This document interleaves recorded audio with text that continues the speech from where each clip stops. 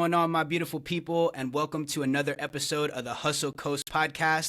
Today on the show, we're diving into the world of vocal performances with someone who knows exactly how to bring out the best in any voice. With over 19 years experience as a vocal coach, where she has trained multiple students to become professional singers. Her students have gone on to be seen and heard on shows like 90 Day Fiancé, The Voice, American Idol, NCIS, X-Men, and the Disney Channel. She is also the CEO and owner of Voicercise in Oldsmar, Florida. I give you Roxy Miller. Absolutely. Thank you so much for coming on the show today. Mm-hmm. I was very excited about this because I've known Roxy for a good amount of time now, but I know that you have a lot of great value that you can bring to help singers and upcoming artists. So I was very excited about this. Thank you. Yeah, I think it's really great that you asked me, and I'm really grateful. Yes, absolutely. I'm grateful as well. Thank you. So I always like to start off at the beginning. I'd like to know kind of the origin story. You know, where were you born? What was your childhood and family life like, and all of that? I was originally born in Toronto, Canada. I moved to the States when I was about three and a half. And my parents have always been in music. I'm not only just a third generational voice coach, but I'm also a third generation singer. There's lots of singers and actresses and all sorts of artist things in my family. So it's been around me like my whole life. I did start performing professionally when I was about 13, which was really surreal and exciting, but it helped me understand like how much talent a person actually has to have. And like sometimes a kid can be like, oh, well, I'm so talented or I can sing so well. But as soon as they turn like 14, 15, 16, it's like, okay, like what else you got? You know, so it helped me with understanding what was really needed in the industry. Yeah, for sure. That's definitely very young to start performing. So I can imagine that you've definitely learned a lot from that, especially also having your mom and grandma, right? Third generation who were singers and in the business. For sure. Yeah, I think it was really good when I was growing up. It was very like scary. Like I was in school and I would be always like auditioned for like the best parts in like plays and like shows and stuff. And my mother and my grandmother would be in all of the like awesome plays. Like my mom was in Phantom of the Opera and Nonsense the Musical and all sorts of things growing up. And my grandmother was performing all over the place and in jazz festivals and all sorts of stuff. So when someone would audition me at my school and be like, oh, you should get this lead part, it was like mad scary. And I would like run. Like I would just be like, yo, like don't pick me, because my idea of good was like way higher than other people's ideas of good. Right. But I do think Right. that it helps mold me over time. Yeah, no, 100%. And so when you moved from Canada, obviously you were very young, around 3. Did your family move straight to the Tampa area, or did you guys go somewhere else first? Because that's where you're home based out of now, right? Around the Oldsmar, Yes. Tampa Bay area? Yeah, we actually moved directly to Clearwater. My mom had family here, basically, and so we ended up moving directly to Clearwater. And honestly, I've been here my whole life. Like, I technically was born in Canada, but like, I wasn't necessarily somebody that would always like think about like me being from Canada because I was here since I was like 3. Right. You're a I will Floridian. say that like I had a little bit of an accent, which was slightly embarrassing, and like people could tell that I was from Canada when I was younger. So I kind of worked hard to get rid of it pretty quickly. Yeah, I hear that. Yeah. Absolutely. And you don't meet too many people, who, because I consider you, like you said, 3 years old, you're a Floridian, you've been here your Yeah, whole literally, life, 100%. 100%. And for me, I was actually born and raised in Clearwater. Oh, wow. Around 15 is when I actually moved into the city of Tampa, but I'm a guy who was born in Clearwater, Oh, the Dunedin nice. area, all that. So, yeah, so we're kind of from around the same area, and Yeah, I didn't I know love that. that area. Yeah, it is. Dunedin's a really nice area. I think there's lots of like cool, like artsy musical communities in this area. St. Pete, Dunedin, even Safety Harbor are like nice areas. Yeah, no, 100%. And it's definitely progressed too. Like as people learned about it, I feel like over the past couple, maybe I'd say 10 to 20 years, like it seems like it's gotten a lot more popular, I guess you could say. Right. No, I You agree. know. Especially with COVID, with Florida like being so light and everything, like we got like fat quick. Like we got a lot of people will be living up in here for sure. Yeah, we definitely did, 100%. That's funny. Okay, so you moved here at a young age. Were you an only child? No, I actually had three siblings. Um, I'm the youngest female, but I have a younger brother, an older sister, and then an older sister than that. That unfortunately passed away, but I'm sorry to, that's who I grew up with. for sure, and I'm very sorry to hear that. Thank you. Yeah, of course. Okay, and are any of them musical or in entertainment, anything like that, or no? For sure. Like my younger brother, I'm so proud of him. He was in a signed band for 7 years. Wow. And he worked his ass off. Like he is so knowledgeable. And even though I have accomplished a lot in the industry, I would definitely say that he knows probably even more than me. I look up to him so, so much. Wow, that's amazing. And Yeah. did he was he also based out of Florida, or did he go somewhere else before he kind of got signed and all that? Um, I think he basically ended up like signing up. Sorry.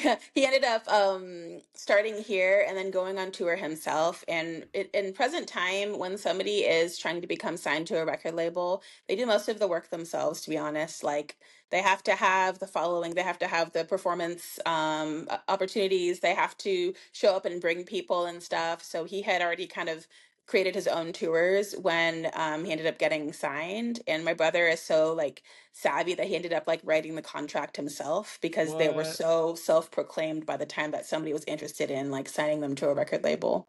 That's epic. Yeah, So he was I like a was whole yeah. lawyer too. Literally, yeah, like literally 100. Yeah, he's really, really smart. He's a super smart business person. Honestly, like the company that I have is definitely successful, and I'm really grateful for all of my staff and stuff. But my brother, low key, like when he decided to come off the road and become a family man and stuff like that, he made his first stop at me and my mom's business at the time because my mom used to run it with me, and he like did so much. Like he got us so many followers on Facebook and Instagram and YouTube, and taught us how to create videos and just put so much work into it. And like we recently had like a student concert for our first time performers and advanced performers this past Saturday. And even though he's like a family man with a baby and a wife and stuff, he still came in and like ran sound for us and like Uh, just like showed up and like brought his baby and stuff. So I love that he's like my bestie for sure. that's amazing. Big shout out to him. Yeah, That's for sure. awesome. Austin Kerr.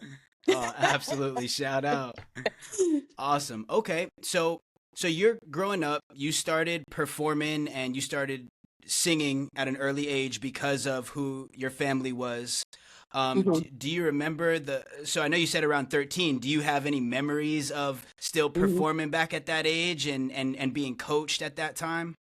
Yeah, the first place I ever performed was called Late Night Cafe, and it was just like an underground, like only on Fridays it would pop up kind of thing. I used to just come and watch my family, my mom, my grandmother, other people perform, and then there was a day where my grandmother was like, "Tonight you're gonna perform," and I like almost shit myself. I was like, "Yeah, okay." She put you on the spot. She did. She put me on the spot because at that time, and part of the reason I became a vocal instructor, not to get too far in the story, but is because I used to be so scared to sing in front of people. Like I needed to use the restroom immediately, get me out of here. Like, and so I think that it was smart that she did that. But it was a really fun experience. It ended up being a lot more fun than I thought it was going to be. Nice. That's amazing. Yeah, I find that sometimes, even though it is like trial by fire, sometimes getting For thrown into the sure. mix of it is the best way to learn. Literally, 100%. Because I don't think that if she would have told me in advance, if I would have known, I probably wouldn't have even shown up, to be honest. Right. That's I hilarious. was shy back then, like super shy. Right, right, for sure. Okay. And then so you're singing, you're performing all up through school. Of course, you graduate high school. Mhm. And then from there, do you end up going to college? Do you end up getting into the business, which we are going to definitely talk all about the business? Do you end up going into the business immediately, or like how did that process go? I ended up going to college for graphic design actually. My very first love was marketing, which played a big role in me being able to run Voicercise and help it become more well known.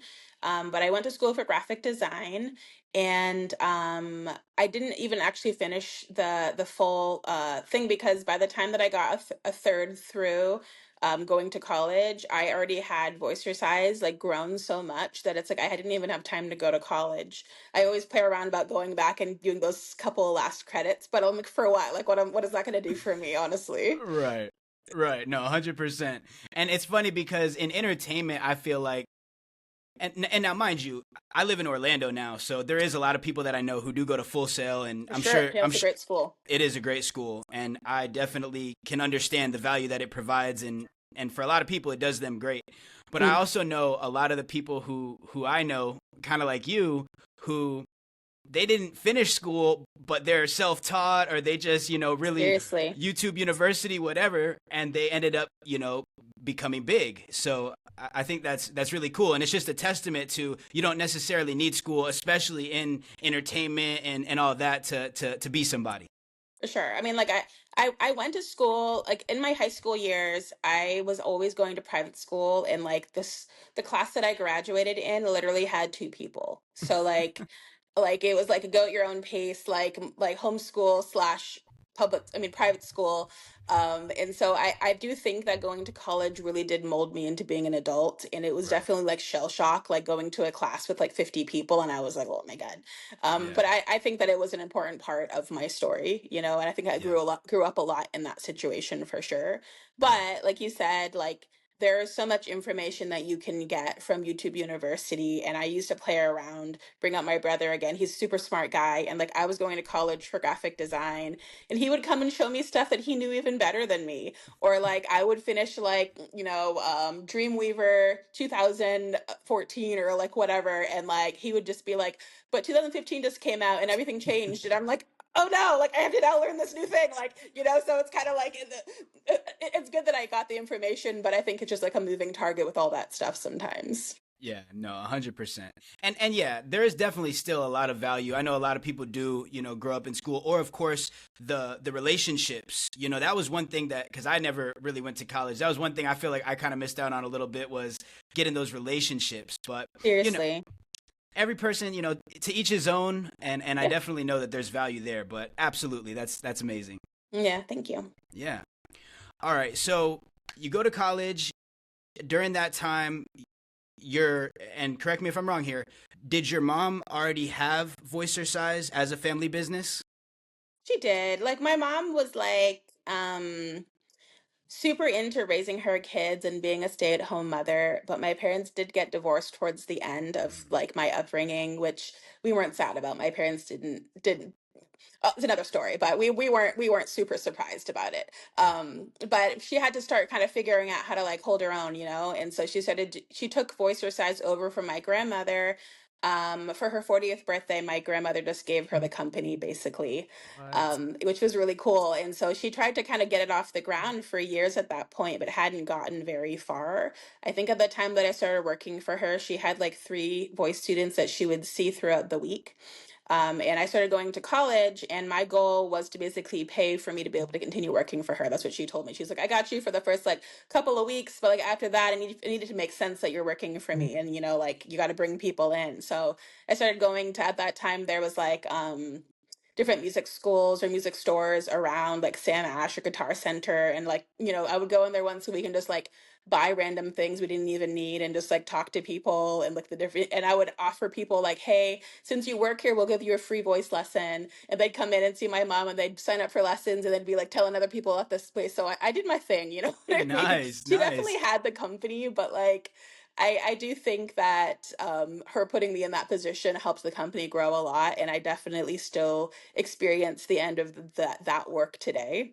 Yeah. Yeah, no, absolutely. That's awesome. So, is that when your like passion for vocal coaching, as opposed to, and again, I know you still sing Mhm. yourself, you're an amazing singer, but Thank is you. that kind of when you first started being like, "Oh, I really like coaching and helping others develop?"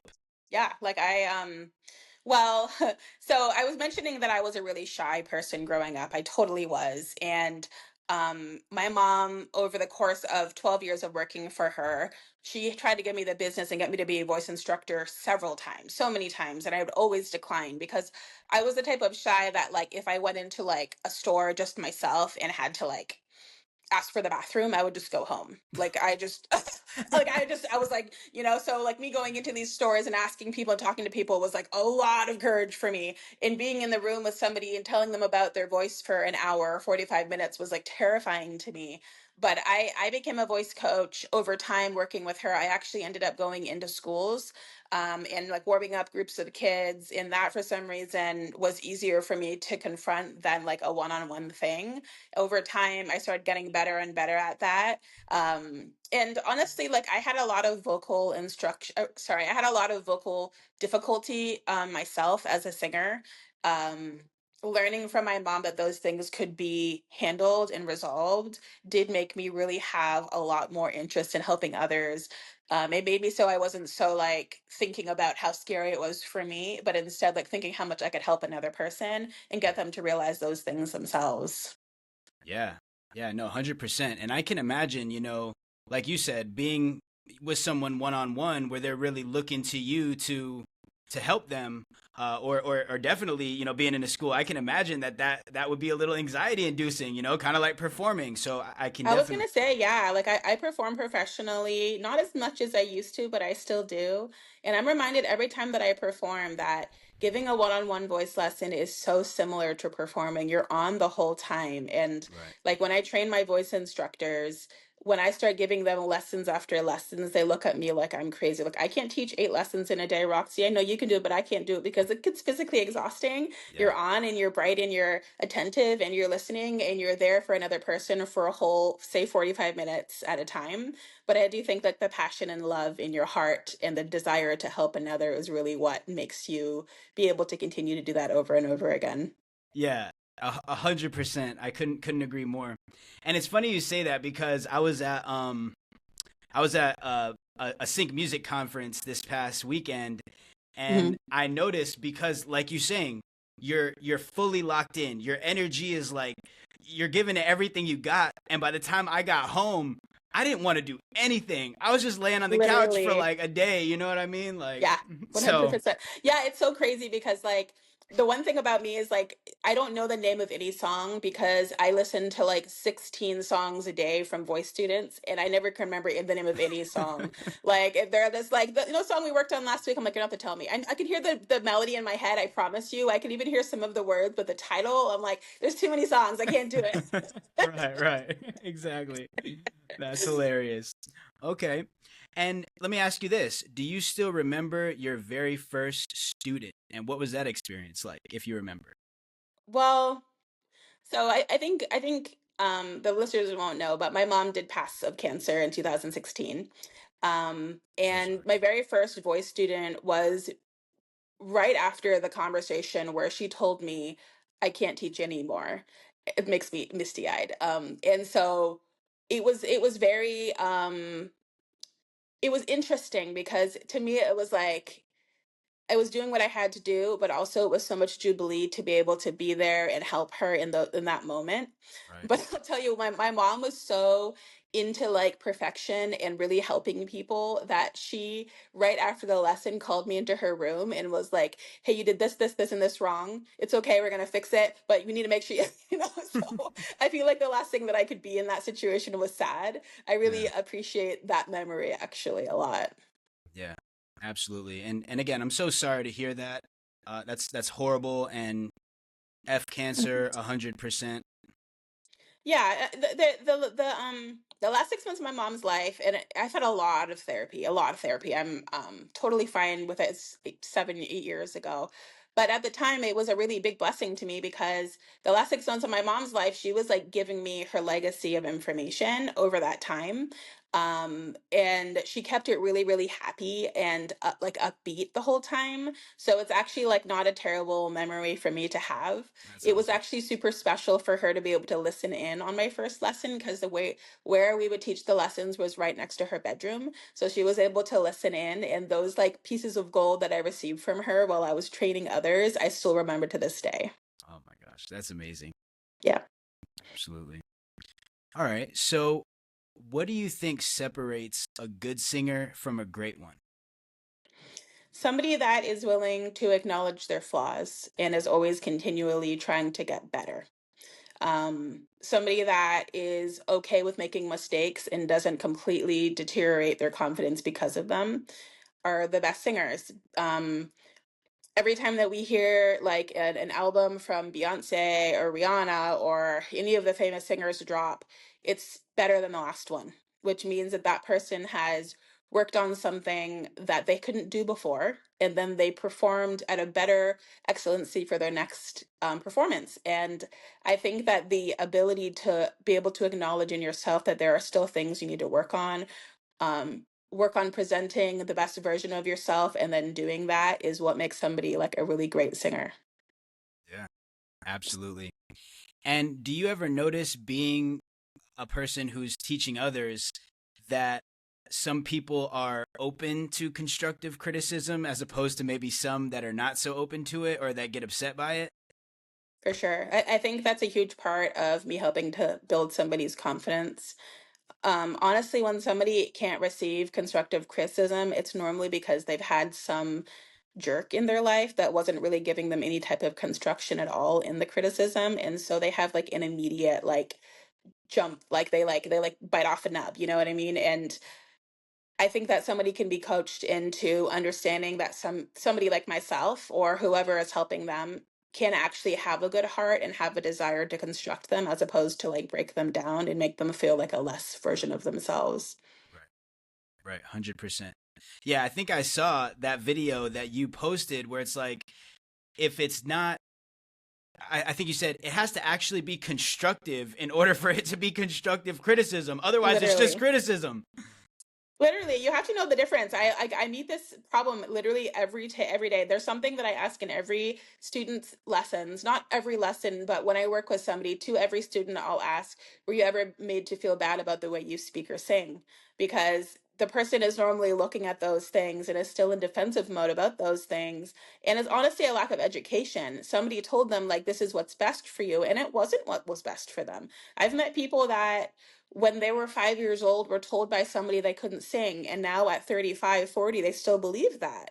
And they have no idea if that person even had the same viewpoint of a person that could sing as that person, because like I have specific artists that I like and certain artists that I wouldn't necessarily buy an album of. It doesn't mean that I hate that person, but like if I can have singers that I like and that I don't like, then I'm also okay with people having me that they don't do or don't like. And that is just like a perspective that you have to have in the industry. Yeah, 100%. And I've heard a lot of people say, tell me at different times in life, I can't sing. As a veteran vocal instructor, do you believe that some people can't sing, or do you think with the right training, anybody can sing? That's a loaded question. I do. I have definitely met people that would take way longer to teach than another person. I think of vocal training like going to the gym. So there are some people that if right now they were going to go, say, run a marathon, they could prepare for it in maybe a month. There are other people that if they had to go run a marathon, they had to prepare for it for over a year or more because of the amount of weight on their body or because of how strong their muscles were and so forth. And singing is very, very similar. Anybody can learn how to sing, but the amount of time required to get where you need to get has a lot to do with where you're starting. And if you have a really, really small range right now and are trying to sing Christina Aguilera, there's probably going to be a long time before you can accomplish that. Like, and I'm going to be honest with that person. The question would be like, how much effort and time are you willing to put into this? Yeah. There are other people that already have a really big range. And so their ability to sing the same song might be me teaching them how to sing runs better and feeling like they can belt better and breathe better, and then they can accomplish it. So totally, like, because we sing with muscles, anybody's muscles can be strengthened to be able to do something, but it just depends on how much work you're willing to put in it before you accomplish it. Yeah. No, I definitely agree. And one of the reasons I asked that, just so you know, is because for me, I am originally a rapper, okay? Now, through and mind you, I was part of a group when I was younger, and all the other three guys in my group were singers, and they were all good. And for me, Uh, I was the only one that I was basically just a rapper. I couldn't really sing. People would always, I would have people tell me, "You sound the same on every song," and all this. But that's so mean. I know, right? It is it is me. But then, after hanging around with them for a while, continuing to write songs, being around, good talented people, not to say that I'm some vocalist today, but I definitely feel like you said, putting in that work, continuing to find ways to get better and just keep at it, I definitely can hold a note, today. Right. Also, thanks to Voicercise, because I Thanks. am one of the students of your school. I just want to say, Eh. but yeah, absolutely. But so yeah, that's kind of what I was getting at as well. Where kind of like how you said, anything with time you can get better at if you're committed. Yeah. I think, yeah, it really just depends on how much work you're able to put in it. I really appreciate like my grandmother putting the work in, and my mother as well, to make Voicercise such a scientific approach to singing. Because if you like tell somebody like, yeah, you can learn how to sing, like that's one thing, but to be able to break it down for a person and tell them like which muscles are or are not working for you and what you would have to do physically and give them examples of what to create that end result that they're looking for, like that's a pretty magical thing. Yeah, it definitely is. And to be honest, I had never heard that teaching prior to Voicercise Mm. personally. And actually that was leading to my next question is, in a nutshell, or in a small quick thing, do you think you could talk about some of the technical skills that you teach? Yeah. So, number one obviously would just be like the physical ability to sing. That's technically our 1.0 program. It's understanding your vocal anatomy and like how to use those muscles to create the basics of singing. Um, we normally do that first with our students, and then after that, we'll do our 2.0 program, which basically is the end result of that would be professional level consistency, which takes like the basic skills like singing on key and being able to use your vibrato and knowing how to use like things like dynamics and the things that make a person feel like they sing well, like their tone quality and so forth. Obviously, breath control is a large part of that program. And so I think once people get through our 2.0 program, they normally feel a lot more confident being able to sing in front of people, because a lot of singing is predictability and like knowing for sure that you have consistently good sound. For me personally, because I've been teaching singing for like 19, 20 years as of January, I do a lot of artist development, which is just like the dessert for me. Like I help a lot of people figure out what they want to do with their career. Sometimes they're more so like the person that wants to put up videos on YouTube, Instagram, TikTok, and get like a big following, and so that's like one way to go about it. And there's a whole program in my artist development program that I do with people so that they fully understand how to do that successfully. Normally during that time, I also will work with people on songwriting, which is everything from lyric building, melody construction, knowing how to play the song themselves on guitar or piano, getting it fully created music wise, and then getting it like recorded, mixed, and mastered. And then, of course, like after you do that, there's quite a bit of other coaching. Like, okay, now that I have created this song, what am I doing with it? What is DistroKid? Like, how do I get this music out on different platforms? So I help people with that. Sometimes they want to create like music videos or something like that. I have producers that I work with for that. And seeing my developed artist out there doing stuff is pretty magical. I have to say, like, it's Yeah. my favorite thing ever. I'm very, very big on it. I have pictures of all of those artists all over the walls of our studio, with what they've done, like you mentioned, American Idol or The Voice or TV shows or like whatever, like going on tour, like that's pretty magical. But I think that like about 50% of the people that I work with these days are doing my artist development program, and that normally takes like 9 months to really feel like you can stand on your own feet, and like in any situation you're not going to be taken advantage of, Right. because I become like a little bit of a defense mechanism. Well, I'm like a music mother where it's like no matter whether you're a boy or a girl, when you're in the music industry, you have to be a diva. Like you can't let people walk over you, because they will, Yeah, they they will. You will. have this amazing art, this amazing, amazing, beautiful talent, and everyone's jealous. And it's like, not like everybody in the industry is bad, but you have to know how to handle people for sure. Right. Yeah, no, 100%. I couldn't agree more with that. And wow, I didn't even know that you do all of those things. So that's even crazier. You guys are doing a lot. Yeah, yeah, we are. We love our singers. Wow, that's amazing. Absolutely. So you were on the show 90 Day Fiance, season 7, episode 4. I was actually It watching it was before we got on here, and it was epic. nice, Yep, nice. yep. So, what was that experience like? It was amazing.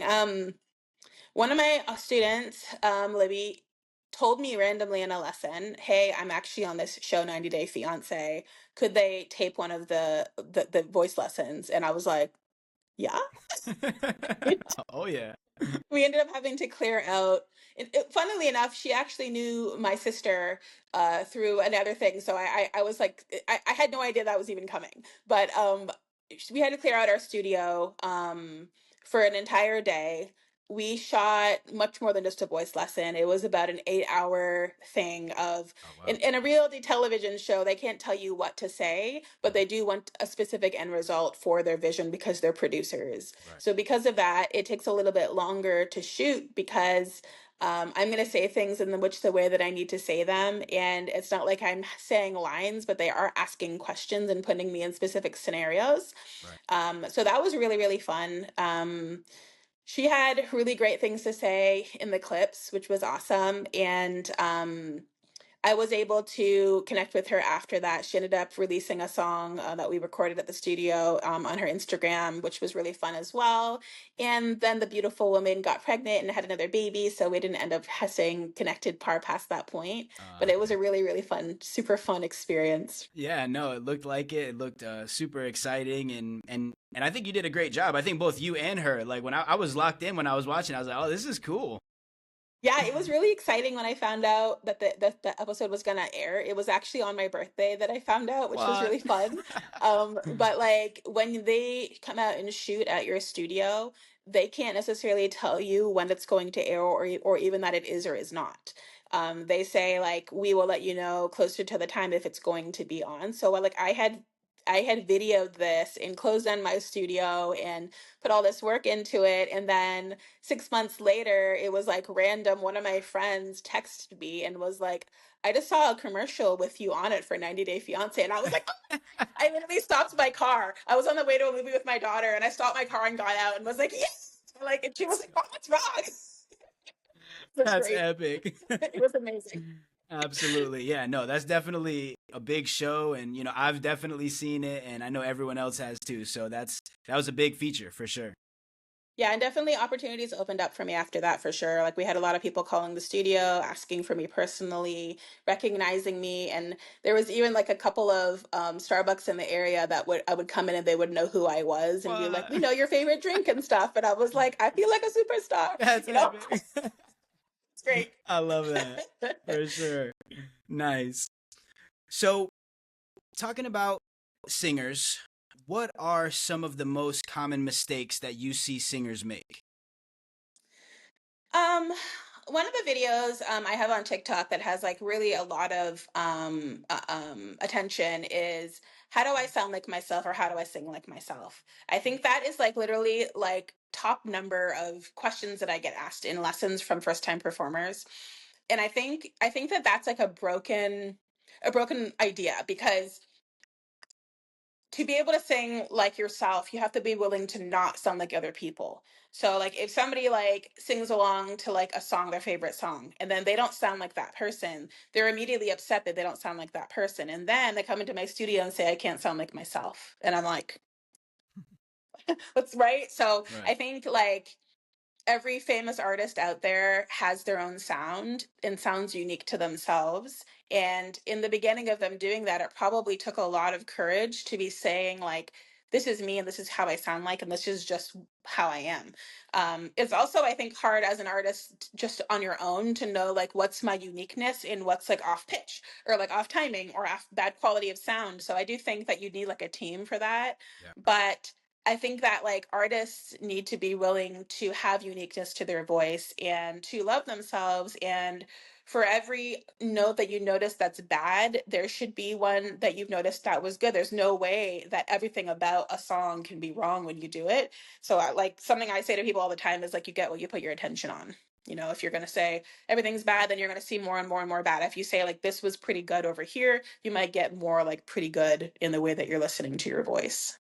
Right. So what you're saying too is also you've seen some artists who maybe struggle with really trying to sound like someone else as opposed to just really, you know, developing or being open to creating kind of their own sound, even though if it does sound a little bit different, but Yeah. sticking to that. Yeah, when I was growing up, everyone thought that I was Spanish because I look Spanish, but I'm actually half black and half white. And my mother and my grandmother have those like gospel, awesome, warm tone, round voices, and I ended up getting that eventually. But when I was a kid, my voice sounded like an angelic, like Sarah McLachlan was like the most common people said that I sounded like, and I hated that. Like I hated it so much, and I spent so much of my time trying to have like a soulful, like loud, like belted voice. But my voice is really not like that. My voice is very jazzy, and I have the ability to kind of move in and out of like my head voice and chest voice and mixed voice registers, which is what I'm known for. But that took me a long time to be able to develop because in my mind, I needed to sound like people that I wasn't. And I think maybe that's a big part of the way that I teach other people because I've lived that experience. Right. Yeah. No, 100%. And I remember that was one of the things that I was, that I learned, when I was at Voicercise was the difference between the head voice and the chest voice and yeah, that definitely makes a big difference when you start understanding that. Yeah, for sure. Yeah, like I it's also really funny that when people sing for me for the first time, they say things that other people say, which they wouldn't know that they'd be like, there's some weird part on the top of my chest voice or on the top of my belt that sounds weird and always cracks. And I'm like, that's just like a lack of knowledge and education in your own voice, where we still don't know what these parts of our voice are. And unfortunately, in situations like being in choir as a kid growing up, or maybe being in like choir at a school or a church, no one really tells you. If you can't sing high, they just go like, don't sing that note, or that sounds bad, or you get ridiculed. You're not told like this person over here that's singing this note so high and pretty, they're using their head voice. Do you know how to find your head voice? And that just opens up so much more for a person's ability. Right. Yeah, no, 100%. 100%. So, like we were talking a little bit earlier about confidence. Of course, confidence does seem to be a big hurdle for many singers. How do you Mm. help students overcome fear and really own their voice? Um, I think confidence comes from knowing what you're doing when you're singing and having consistency in that. So, like for instance, if a person got like one high note in a song really, really right one day and they felt really confident about that, um, if tomorrow they sang the same high note in the same song and then it cracked or broke or sounded crappy or something like that, it would then mess with their confidence, because confidence comes from consistency. It's from knowing what you're doing, and when you're singing, you know for sure it's going to sound good before it comes out of your mouth. That takes the ability to have technique. Technique is just the ability to like interfere with when it's going to be wrong and do something else so that it sounds better. So I think that from helping somebody know for sure that what comes out of their mouth is going to be what they think it should be and something that they think is beautiful, the more confident they become. We also at our facility, which we do about 60% in person and 40% online lessons. But for the 60% that come in person, we do have student concerts 3 times a year, 3 to 4 times a year. We have a first time performer concert and a returning performer concert. The amount of talking into we have to do for our first time performer concert is just like over the top. Like people have these viewpoints of like, oh my God, like bananas will be thrown in my face while I'm singing and stuff. And I'm just like, dude, like everyone at this concert is like literally somebody's mom, dad, sister, or brother, or best friend. Like no one here is going to be throwing any potatoes or anything like that, you know? Right. So I think a lot of hand holding is also necessary. Um, in my teaching and in my instructor's teaching, we always we don't force people to do things. I think growing up myself, I did have that, unfortunately, and it did take away from my confidence because I felt like I had no choice in it. So I think willing participation is really part of it. But also like being like forced to do something and being pushed to do something are two different things. If you have like a desire to do it yourself, and then somebody is like, hey, like I know you got this, let me help you give, yourself this magic of performing and stuff like that, and giving you little steps to get there. I think that's really, really wonderful. And normally when somebody performs at our concert after, they're so scared. Afterwards they go, when's the next one? Can Yeah. I come to the next one immediately? Because only the first about 4 seconds of performing is terrifying, and after that it gets easier. Not only that, but after your first performance, it's always going to be, let me say it differently. Your first performance is always your worst. Like that's the most scariest one you're always going to ever accomplish. And then after that, it's going to be easier. So I think like once you get that done, it's kind of like, okay, as long as you keep up with it and don't like take forever to do it again and start back up from the beginning, it becomes easier and easier, which then of course just kind of establishes more and more confidence. Yeah, no, 100%. And I think too that once you've performed a few times and you've had it go well, and then you kind of see how you feel afterward, it is such a high. Literally, It's it's 100%. addicting. Yeah, like I always wish that I could like just ingest that feeling into people, because I'm like, you guys don't understand. Like Yeah. these people are out here like smoking cigarettes and getting drunk and getting high and stuff. I'm like, you're the high of performing though, like literally It's 100. way Like what? better. Way Way better. better, Yeah. 100%. It's crazy. Seriously. Seriously, like I've had performances where like I'll feel it the night of and the next day, even like for the whole next Yes. day, and you're just like you're feeling it. But yeah, no, for Literally, yeah. sure. You're like, when can I get into my next performance? Like, Yeah. and if you wait too long before you perform next, that slight feeling of like terror kind of sits in. So I always tell like people like once you start, don't stop, Yeah. because like everything's like a muscle memory. So like how to hold the microphone, how to stay on the microphone, accepting the applause, and all those things are things you have to kind of build upon. Yeah. No, 100%. I agree. All right. So some of these next questions that I have are again still a little bit still about Voicercise, but just a little bit more on the business side, I guess you could say. Mhm. So, what's been your biggest lesson running a vocal coaching business? Um, it, before I ran Voicercise the way that I have it right now, I had no ability to run personnel and to build a team. I had a very much like, I thought that I could just do all the parts of it. And what happened is like I have a family, and yeah, I can't spend every single moment into voice your size. And so I've honestly failed so many times at building the team that I needed to really see the growth. I've lost employees that I loved so dearly because we had debacles or like whatever. And I definitely learned humility. Like I've learned that it does take a team to really accomplish what you need. And I am so grateful for my team right now.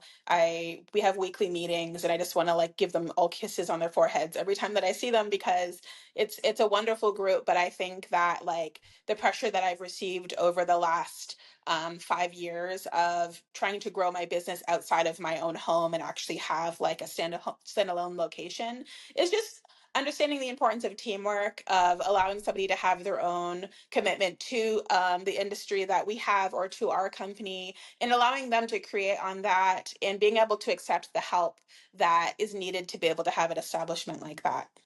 Yeah, couldn't agree more.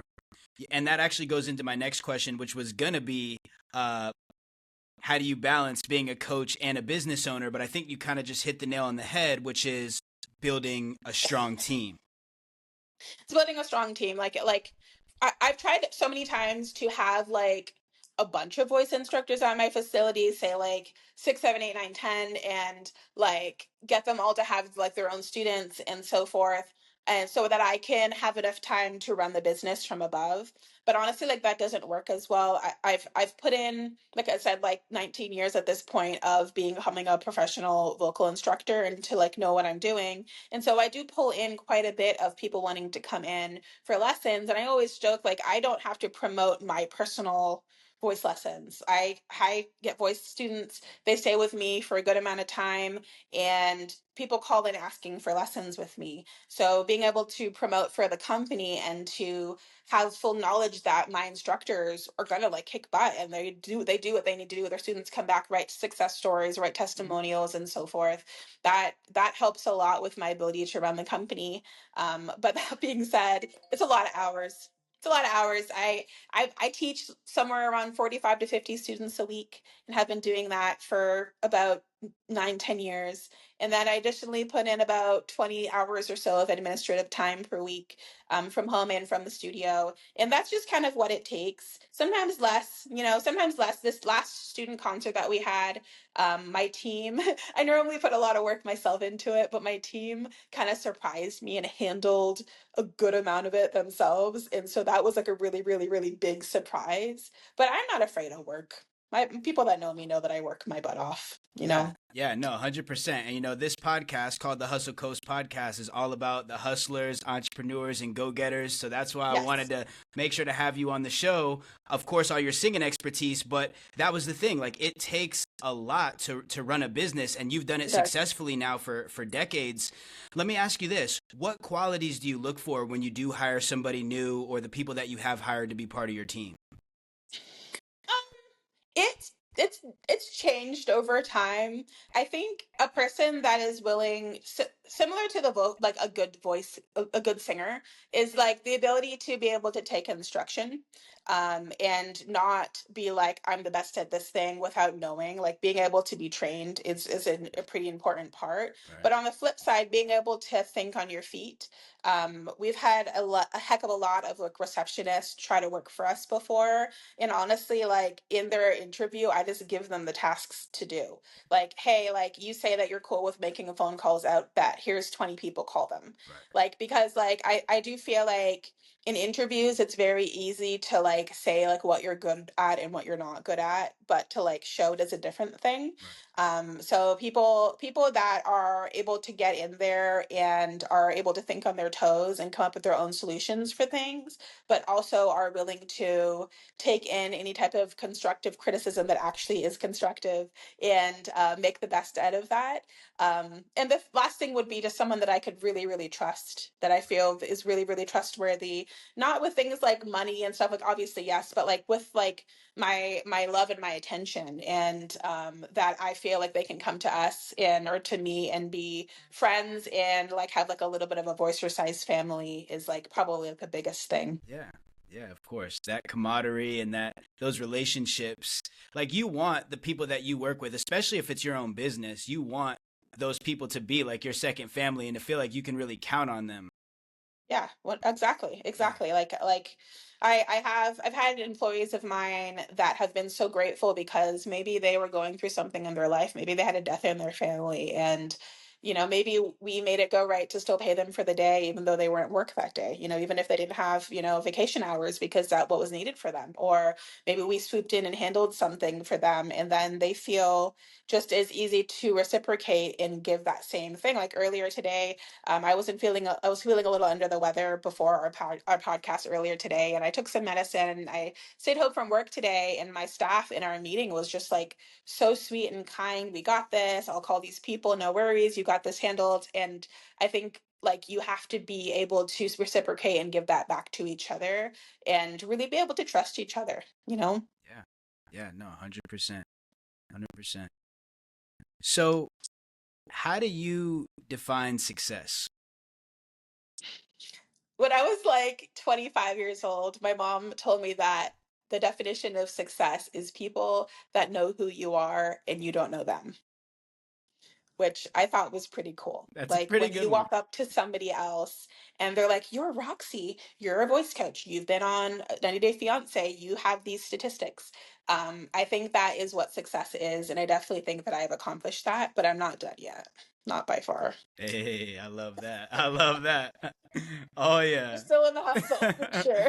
And I just want to reiterate that. So, because I'm gonna need to borrow that from time to time. So that whole mantra. So success is when people know who you are, who you don't know who they are. Totally. I love that. Yeah, like they've heard of you and good things of you from other people to the point that they feel confident enough to walk over to you and tell you what you've been doing. Like that's confidence. Like that's success, 100%. Yeah, no, 100%, 100%. Okay, absolutely. How do you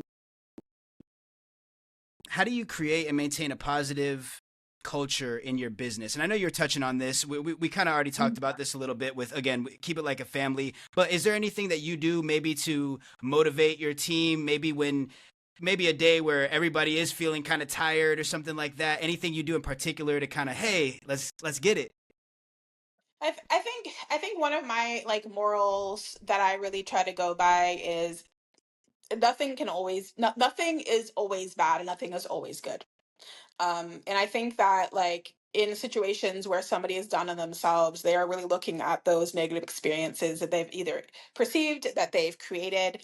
And so kind of getting that person to be able to see what their strong suits are and to push on those strong suits is really a big important part of it. And it's also important people that see other people down their luck do that as well. And so sometimes we just have to have like a little bit of a pep talk with each other and remind ourselves like how valuable we are to the community and to the people out there and what we are doing to change lives every day.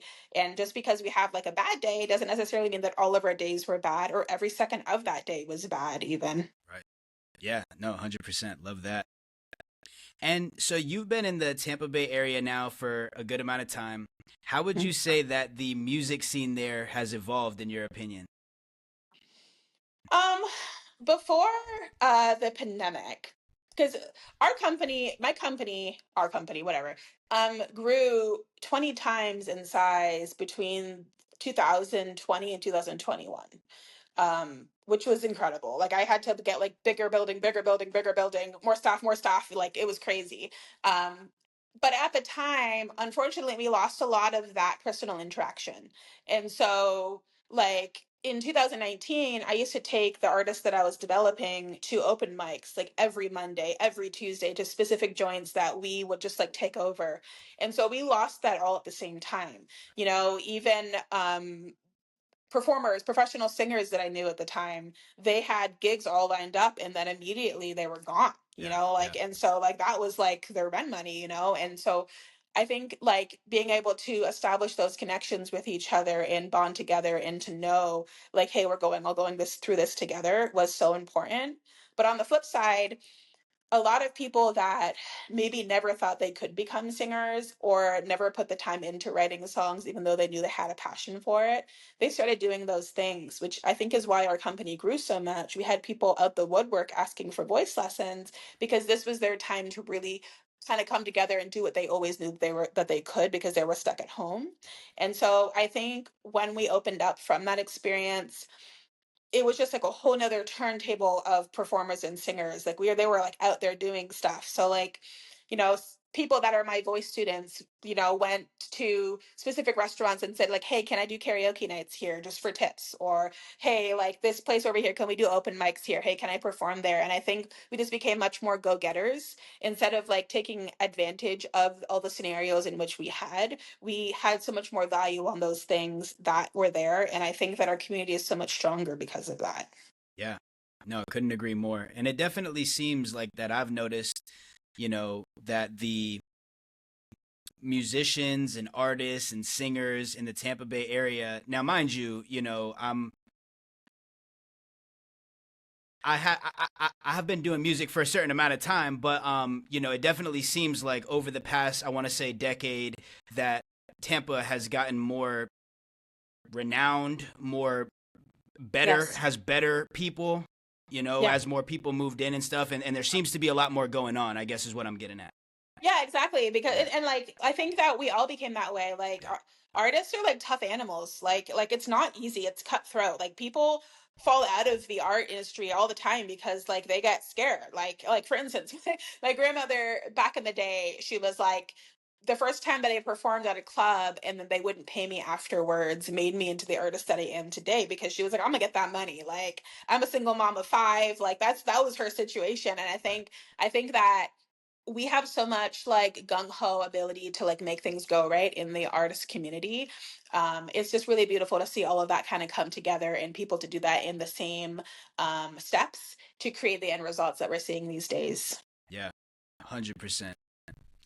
All right, so as we're kind of coming to a close here, I do just have a couple of quick, fun questions, just more so about getting to know you. So, Mhm. do you have a favorite movie or TV show? Yeah, my favorite movie is The Devil Wears Prada. Oh, great Yeah. movie. I like that movie because when I was growing up, I was very, very similar to Anne Hathaway's character. And although my mom was nothing like the main character, that was her boss, Meryl Streep, I did see it that way because I was very scared and very like unwilling to address the things that I could do well in life at that time. Yeah, So I used to watch that I used to watch that movie on repeat. It was amazing. I love that movie. I got to be honest. Yeah. Do you have a favorite artist or band? Um, so I've gone through different artists throughout my lifetime, but there is like one artist that always comes to mind. Her name is Corinne Bailey Rae. She is an English artist, and I found her when I was in my 20s. She has some pretty amazing music. I would say also like I like the Lauryn Hill. I like Mariah Carey is my girl, and probably like Alicia Keys. When I was growing up, there were a lot of like people of color that were in the music industry, but they were all like shaking their asses and showing their body. And I was a very modest child. Like I just was kind of like to myself. So when Alicia Keys came out, it was like fire because like I'm a piano player, she's mixed, I'm mixed. Like she was just the vibe. Like I loved her so much. So I would say Alicia Keys is probably like on the top, Yeah, no, for sure. She changed the game. I remember seeing her literally. songs on like MTV when I was younger, and it was just always a Yeah, when vibe. she came out, and if you didn't know, like she tried to get signed to record labels more than 10 times before somebody signed her, and What? she was turned down 10 times in a row, and the 11th person that signed her like found the gold mine. I'm like, what the heck? But cuz she wasn't doing like what everyone else was doing, but like she Yeah, like was fire as soon as she came out the gate. So like my props to that person that signed her. yeah, straight up. They got paid. Yeah, literally. Got back on that investment for sure. Absolutely. If you could master one skill, what would it be? And one skill instantly without having to do anything, what would it be? Playing guitar. I've literally I say this to my students all the time. Like I wish I was a guitar player. When I was a kid, I learned piano. I'm not like Alicia Keys, but I can play and sing pretty well. Also I'm a vocal coach, so I play the piano literally 8 hours a day. But guitar, there's like a vibe to it. And like when I was a kid and even like teenagers and like adolescent, my mom would take me to these like workshops, like literally like 3 day long workshops for music, music prep or understanding, chord progressions or songwriting. And she was really into that. There was one that I went to, which was called the Understanding of Music Seminar by Doug and Lorian when I was 26, 27. And honestly, like, even after all the music theory and the knowledge of playing piano and playing guitar, I still was like, yo, I still don't think I can play guitar. Like, I was just like I should be able to. I understand the music theory, but like, oh, it doesn't come to me. And it's such a cool vibe. Like, I It want is. that. It really I is. want it. I love guitar. No, that's a good one for Yeah. sure. All right. So just kind of wrapping up here, what's next for you in Voicercise? Any new programs, projects, shows in the pipeline that are coming up? Yeah, we're what we're trying to do right now is to create more of a vibe in the performance community. As I was mentioning, we used to do a lot more open mics and stuff like that. This last show that we had was the first time of us bringing our show to a restaurant, which was called La Casbah, which is close to our studio right now. So we're looking at being able to find different venues. We have a couple of different ones in St. Pete and Tampa lined up. But basically, we're just trying to get out there and get our students to like reach further and to accomplish more. Yeah. Um, which is like the basic thing that we're trying to do. I also have right now me and three other instructors that are killing it and they're doing the vibe.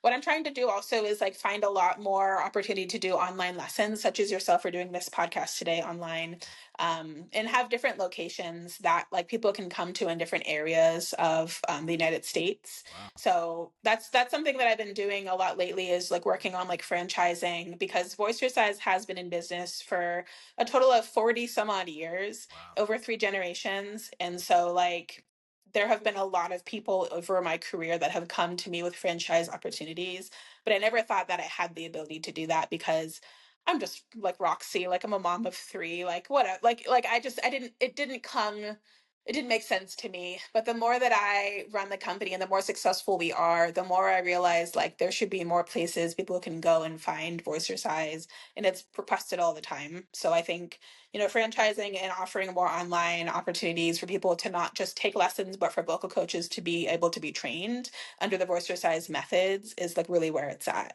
That would be epic. That would be huge. Yeah. Absolutely. Any shout outs you'd like to give? I want to shout out my staff, Juan, C, Joy, my brother Austin, and Angelica, his wife, my dad, his name is David, my sister Andrea, her kids, my kids, Elijah, Olivia, and Jaden. Eukayla, I love you so much. Shout out to all of you guys. Your mom Yeah. came on and killed it today. Yeah. Absolutely. You. And very last thing, where can people find you and where can they book vocal lessons? So our company's name is Voicercise. It's literally just voicercise.com. The tab on the top, it says intro lesson, is normally how we get students started, and that's normally going to be $30 for your first lesson. It's normally 45 minutes long, and during that time we'll create a personalized program and estimate for you, which is based upon your music style, learning style, singing difficulties, goals, and so forth, and pair you with your proper instructor. You can also find us on all different social media. We have Instagram, we have TikTok, we have Facebook, we have YouTube.